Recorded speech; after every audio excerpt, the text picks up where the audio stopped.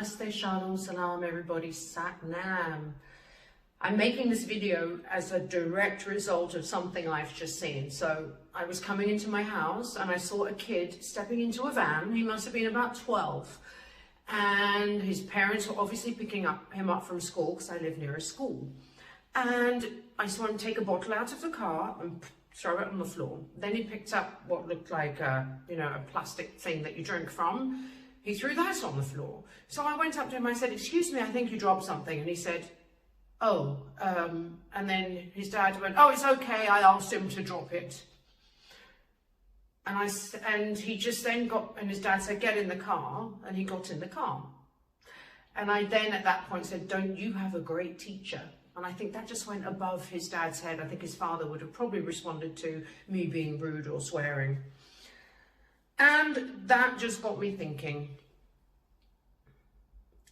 Parents are potentially messing up their children with their behavior, their ideas, and their ideals.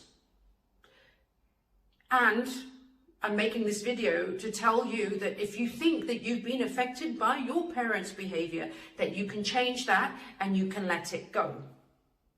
How? And what things? There'll be small things. For example, a member of my family, her daughter came to me after being deeply concerned that she watches her mum flirt in the working environment, because they used to work together, and sees her mum doing this.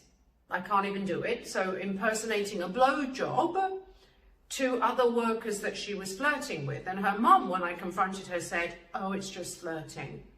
And as a result of this and other behaviors that her mother has done, her daughter was over-sexualized at a very, very young age, started to have sex very, very young, was married 3 times by the time she was 20, and herself had gone on to do unquestionable things sexually to others, I would say. She had also been abused. That's one story. So I've also seen people who come for healings who have insecurities and fears based on body image. And again, I can relate to someone in my family who is very, very overweight because their parent, and this is a difficult one to talk about. The parent, when she was a child, she wouldn't eat much. So the mum said, "Oh, love you lots," and trained her daughter to say, "Eat lots." And this particular parent is very good at training her children to repeat things. And it's a very narcissistic behavior, not only to her, she's like this with her children, but also with other people around her, imposing ideas to the point that you think it's your own.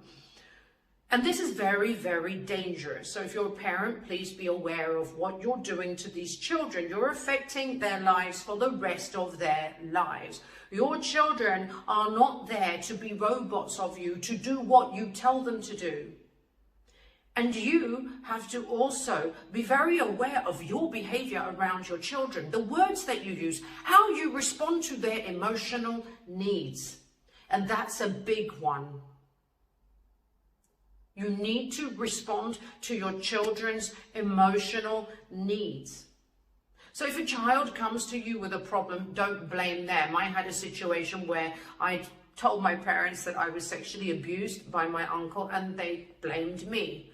I'm now at a point where I'm finally friends with my parents and have forgiven them for that, because I then studied child sex abuse at university and understood that parents in general don't want to believe the abuse and therefore will have coping mechanisms.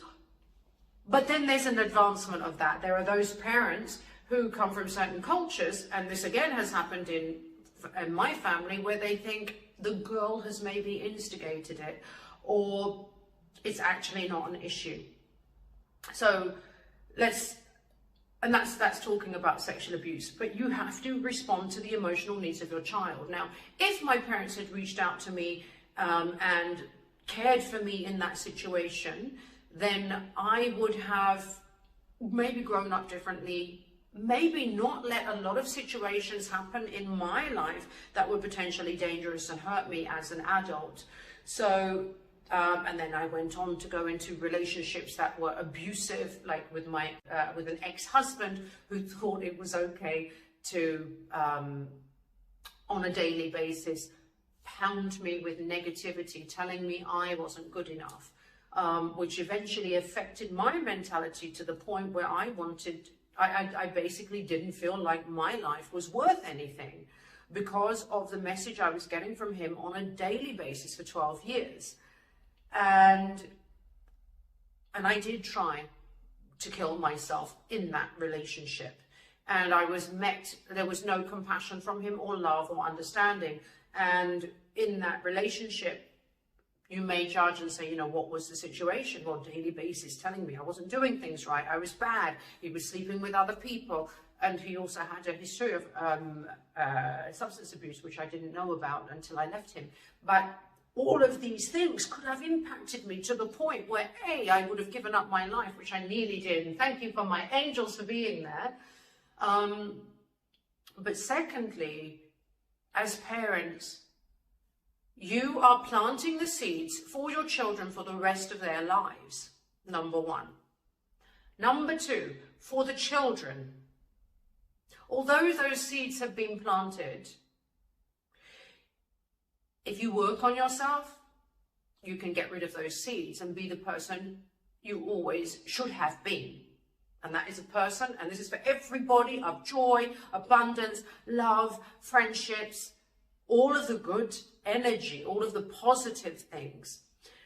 Because a lot of people who have come from these situations, from parental negativity, will generally hope for or get into situations, or their thinking is generally on the negative side. So a negative thought would come in, and that comes from the parenting. So you can unprogram that by doing work, by going to healers, by going to counseling, by doing the work yourself. You can get rid of those seeds, because unfortunately what can happen is, and again, I've done this, a lot of work with people who I heal, is they then take on the personalities of their parents. They do exactly the same as what their parents did, and they become like a photocopy.